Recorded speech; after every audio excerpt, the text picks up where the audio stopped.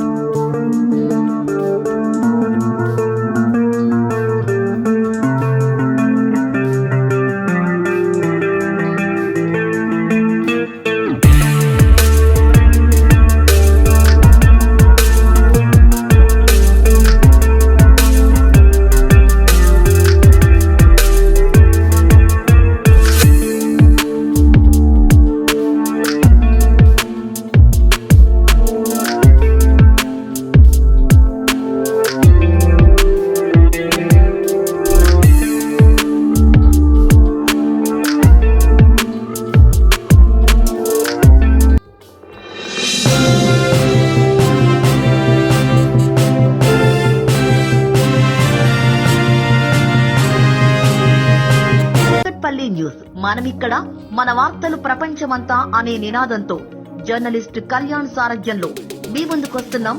Subscribe చేసుకుని ఆశీర్వదించండి.